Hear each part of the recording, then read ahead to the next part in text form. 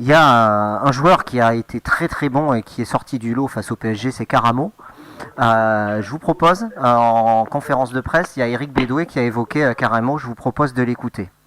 Et donc Yann, il a des qualités de dribble, incroyables.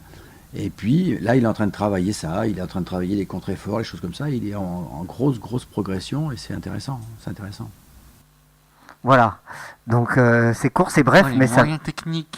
Et c'est concis. Ah, vous avez vu les gars un peu... On est américain maintenant. Attends. Oui.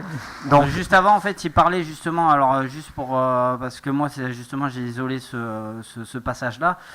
Juste avant, il parle pour un peu comparer par rapport à ses efforts contre efforts. Il parle justement d'Edinson Cavani, qui est peut-être l'exemple le plus concret en Ligue 1, qui du fait même malgré de sa position, même si on le voit un peu moins là cette année, il a des efforts défensifs assez remarquables.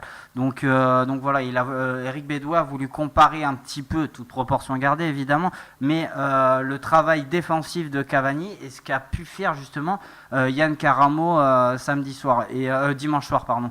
Et moi je voudrais revenir aussi sur la prestation aussi. Il est sorti après parce qu'il avait pris un carton jaune et qu'on ne voulait pas risquer de prendre un rouge. C'est Sergi Palencia qui a fait quand même un sacré match aussi, surtout en première mi-temps. Il est venu On va en parler après de Palencia, parce que c'est vrai qu'il a fait un top match, quoi. Ah oui, mais sur Caramo d'abord, sur Caramo on se fait un tour. Manu, est-ce qu'il a éclaboussé? Il a joué en numéro 10 quasiment ce match. Oui, là il faut essayer. On voit que c'est le joueur le plus fin techniquement, qui a une vision de jeu supérieure à toute l'équipe des Girondins, qui est déterminé, qui se bat pour l'équipe, je parle pour le maillot parce qu'il ne le connaît pas assez, qui a une intelligence de jeu super intéressante.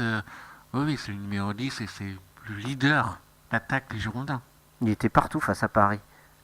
Après, moi, de ce que j'ai vu, c'est surtout que le danger venait surtout de son côté, avec justement Sergi Palencia, où ça combinait bien. Ce que j'aime bien, c'est ce mec-là, c'est qu'il a, en plus, tu vois qu'il a le smile et qu'il prend du plaisir à jouer, tout simplement. Moi, c'est ce que j'aime bien, c'est qu'il tente des choses, tu vois. C'est pas toujours parfait, c'est pas toujours beau à voir, mais au moins c'est tenté, il se passe des choses chez lui, on le voit clairement. C'est ça que j'aime bien vraiment, et on le voit aussi parce qu'il est sorti sur un gros tacle de Verratti, tu vois que le mec il y va pour lui faire mal parce qu'il fait un gros tacle appuyé sur la cheville. L'arbitre, un jaune, je trouve que c'était très gentil d'ailleurs justement sur l'action, parce que tu vois qu'il prend que la jambe limite et qu'il appuie bien sur la cheville. Tu vois qu'il est rentré limite pour ça, Verratti, et ça montre bien que je pense le PSG le craignait un peu à ce moment-là quand même. Samuel, Caramo, vous l'avez débriefé comment ce match face à Paris? C'est vrai que c'est le joueur qui ressortait le plus, de toute façon c'est l'homme du match. Moi, Flo parlait de Palencia, c'est vrai que c'était intéressant de voir que Caramo faisait un gros match, parce que Palencia a beaucoup attaqué sur son couloir et donc laissé plus de liberté à Caramo. Caramo, ça lui a permis de jouer sur son côté, de rentrer effectivement aussi beaucoup dans l'axe, donc avoir un peu ce rôle de 10. Moi je pense que de toute façon si Bordeaux passe vraiment en 4-2-3-1, va falloir tester cette option Caramo en 10. C'est un joueur vraiment qui déjà techniquement est très bon. Pour lui c'était un peu dur de venir à Bordeaux parce qu'il voulait s'imposer à l'Inter, mais il a un très très bon caractère, je trouve, même si je le connais pas, donc je connais pas vraiment son caractère au quotidien, mais je trouve que sur le terrain il a le comportement qu'il faut.